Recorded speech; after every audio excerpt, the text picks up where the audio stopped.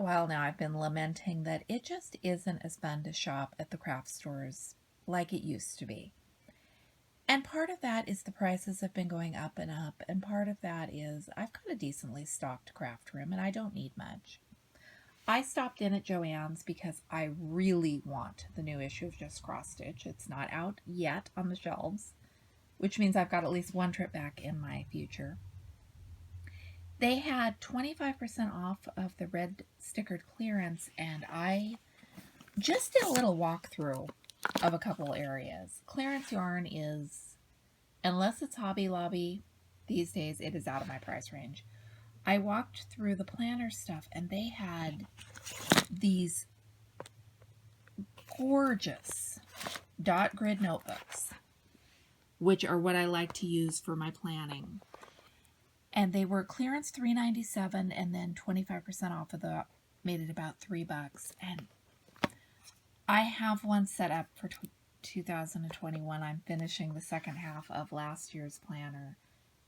But these are so pretty, and they are $3 compared to $6 for the knockoff ones that I've been getting from Michael's. And that looks like quilting fabric. Just tell me that does not look like fancy, gorgeous quilting cotton. So I picked them up, and I will set them aside, and hey, maybe I will get all inspired and do a lot of planning and be able to start them before next year. That'd be nice. They also had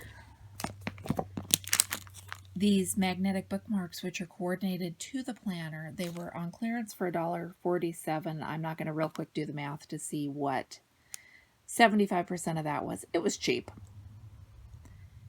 And magnetic bookmarks are nice to have to mark the current dates page and my reading list and other things. So, and these are cute. A lot of them, there's some cute ones, and there are a lot that just aren't me. They had 40% off of the Park Lane, I don't know if this is scrapbooking or planning or paper crafting, I guess.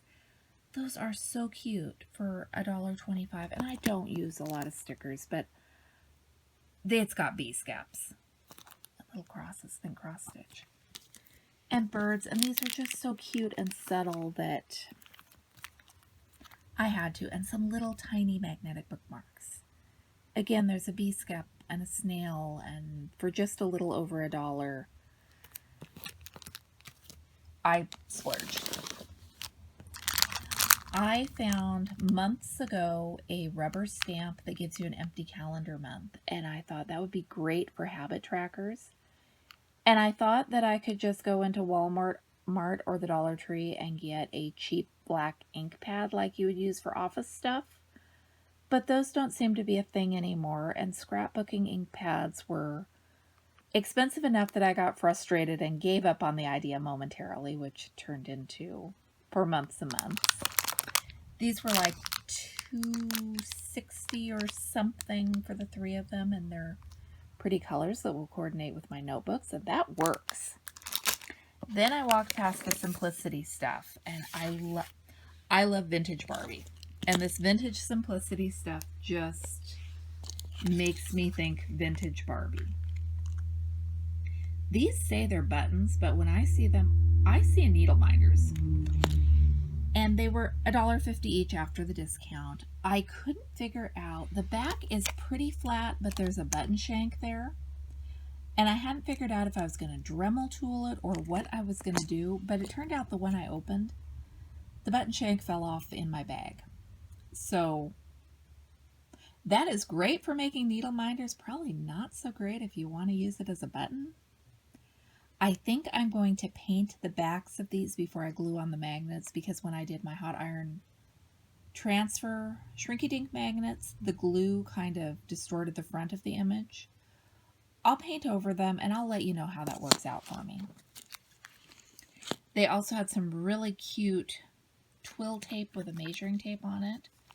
I need to measure and see if this is accurate enough that I could use it for measuring socks, because putting a little bit of measuring tape on a project bag would be a great idea, I think. And I got a little tin to keep sewing needles in. And they had lots of ribbon. again, these just remind me so much of vintage Barbies, which I love. I have a couple of tentative plans for these. I will show you what I come up with, and hopefully it will be cute and I can pull off what I had imagined in my head. So this is my little Joann's clearance haul. I am happy. I am content. I'm going to stay out of Joann's except to go back and get that magazine. It turns out they have pretty stuff that I want after all, and the prices were not at all bad. But the world being what it is, I think I'll just get my magazine and stay out of there for a while. Thanks for watching. I'm Michelle. This is my romantic tangle, and I will see what I can come up with my ribbon and my buttons, and I will show you that as soon as it's done.